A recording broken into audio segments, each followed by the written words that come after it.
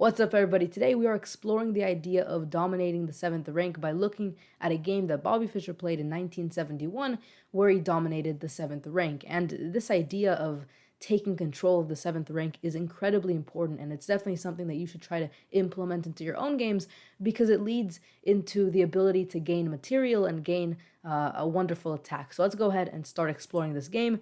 Bobby Fischer has the white pieces. We see e4, the Sicilian defense, quite a standard opening, and this knight trade here on c6. Now, both players want to fight for the center, so we end up seeing d5 and now c4, not letting the d5 pawn have too much power here. We see a couple of trades in the center and a quick development of the queen here to a4, giving check. We see an option to trade, but Bobby Fischer decides, first, let me make, black trade the queens, and let me just, move my rook over here to the e1 file, the open file, and also the center file. So we see black going ahead and doing the trade, and now we see white finishing their development, offering another trade. And this is kind of the position where, especially after another trade happens right here, this is kind of the position where you want to look to implement this idea of controlling the seventh rank. Notice that there's only one pair of minor pieces on the board. For the most part, it's just rooks and pawns, and that means that your opponent will not be able to defend against a rook on the seventh rank as well, and that's the big reason that you want to try to implement it in positions such as these. So what does Bobby Fischer play here?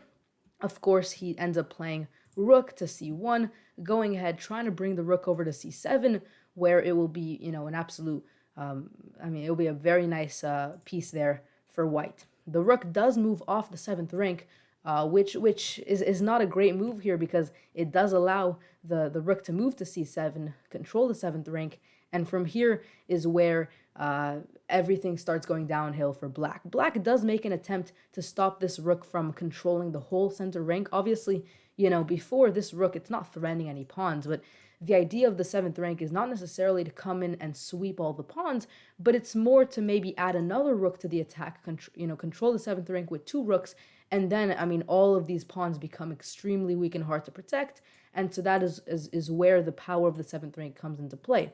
Here, notice that this knight blocks the rooks from connecting. Obviously, now the rook here cannot go to e7 because it's not connected. The king can just take the rook, and therefore white has to wait around a little bit. We see the rook moving back. We see the king trying to come into the play a little bit, and finally, in this position, the rook moves off of the seventh rank, which is the big mistake that black makes here, allowing the white rook to connect. And from here, white is just a huge amount of white has a huge advantage here, and it's going to be very hard to stop attacks because notice that already there's most likely some forced draw line for white with just continuously giving checks, but with the addition of a bishop and maybe some more powerful attacks, this could go very badly for black. So what happens now? Well, it seems as though black is winning one of the rooks, but that is simply not the case because of the rooks being connected and being so close to the king here. You can simply give a check and no longer are you losing any material, but instead, obviously now the rook has to move away from the danger, and from here, the king has no chance of escaping. The rook here can't really defend from any attacks, and white just simply has to move the rook and give checkmate, which is why after the bishop comes into play a little bit, because you can't really give checkmate with just these two rooks. It'll be pretty easy to defend. So the bishop tries to find itself in a good position where it can assist in checkmates, and in this position black resigns. Understand that there's really not much that black can do from this position. Let's suppose that black does a random move. The plan for white here is very simple: move the rook over here and deliver checkmate. If the rook tries to come here, let's say, to stop the checkmate from occurring, then that won't really help because you can still do a check. The rook goes ahead and goes here, and now you have bishop even to f7. The king moves, and now you can take the rook. So it's incredibly hard to stop these rooks on the seventh rank. Now, understand that sometimes rooks on the seventh rank mean that you'll be able to take a lot of pawns and just kind of clear the seventh rank. But here, the seventh rank is already clear. So the rooks, they don't really have the purpose of getting material, but rather they have the purpose of attacking this king here, which they definitely do. What about rook g6 maybe? Obviously trying to go here. Well, in this position, you can simply go rook h7, going for checkmate.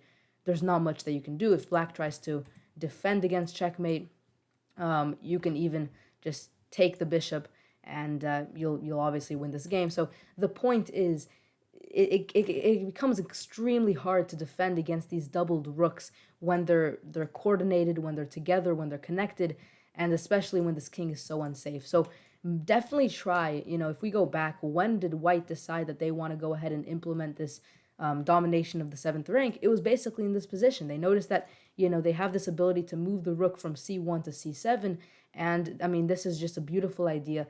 And definitely something you should try to implement, because already, I mean, if this other rook manages to go here, notice that you can just start clearing pawns, and once the pawns are cleared, as you see a couple moves later, once the rooks are connected and there's no pawns, it's very easy to deliver checkmate. So this game really goes over the power that you have when you have even just one rook, but especially two rooks connected on the seventh rank. Hopefully, you'll now be more motivated to implement this into your own game.